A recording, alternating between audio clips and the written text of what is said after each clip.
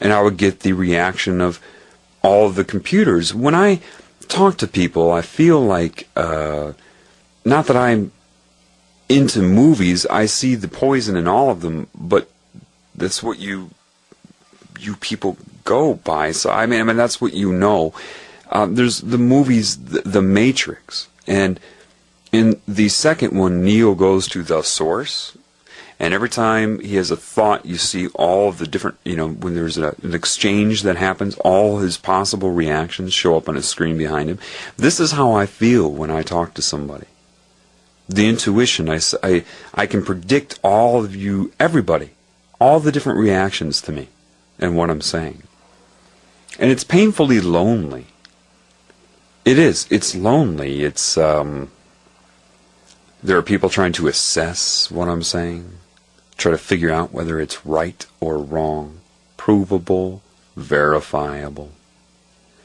People that think I am insane because they've read the word insane, maybe seen the words delusional, read their psychiatric textbook or the Merck manual or something, some sort of diagnostic manual that they've tried to copy and paste into their mind and then regurgitate onto the world in the form of projection. They don't have an understanding of it. Had they never been told about it, they never would have figured that out. They had to go to some sort of school for it. They had to be told about it by a professor, a teacher, a textbook, a lecture. Most people that go into psychology are so screwed up that it's some sort of cry for help, some sort of defense mechanism for control, and they don't learn anything. They just memorize what they're told to the best of their ability and then feel that they're aware and they're just more bound to structure. It's the people that critically assess are plagiarizing. Most of the personalities on this planet are plagiarism in animation. I mean, it is plagiarism. Look how many people copy each other in this planet. I mean, especially in the United States. Look at hip-hop. Look at that community. Where's the uniqueness in that? Everybody talks the same, dresses the same, acts the same, thinks the same thing. And that's why that was allowed on TV and the creative black people were not. And then you get subliminal messages telling you that no matter how bizarre it seems, no matter how robotic and angry and detached it's becoming, you can't say anything about it. What you need to understand right now is the basics. If you try to assess me, fine, that's great, but you need to ask yourself, where are you getting the very questions you ask? What triggered your assessment? Other than opposition. You feel you either need to believe me or disbelieve me. Agree with me or disagree with me. Well, what are you basing your agreement or disagreement on? Something you have the ability to come up with in your own mind? Or was it something that you read somewhere and you liked the personality, the vocabulary, the presentation? The person had a good resume. And you saw enough of the same information to build what you think is a knowledge base of which you are pulling from to compare and contrast to everything else you're told, none of which is yours. It's computer data. There's one scene in one movie that really touched me when I saw it for the first time because I felt like it was the first moment in my life where I felt like I wasn't alone.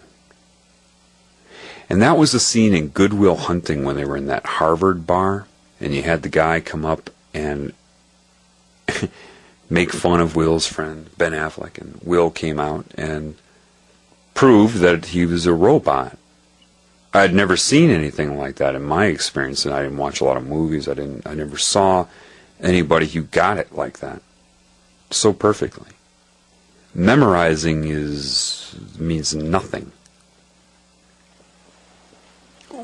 Some of you are listening to me and you're feeling insulted by me. The brain has actually gotten that diseased on planet Earth that people, when they're told what is occurring within them that they need to know so that they can repair themselves, rather than recognizing that, they become insulted and then formulate a defense in their mind. These are the people that argue.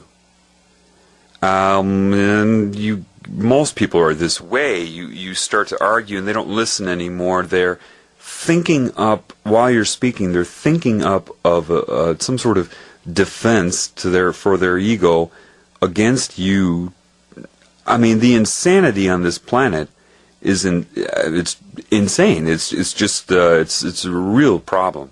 It's a disease, and you have people that, I mean, people more or less wait for each other to finish speaking. It's so insane is not the right word. Unalive, computerized. You ask if they've ever invented artificial intelligence? Yes, the majority of human beings on this planet are artificially intelligent. It's just the way it is. I didn't do it. I was born here to witness this. And have I witnessed it? Yeah.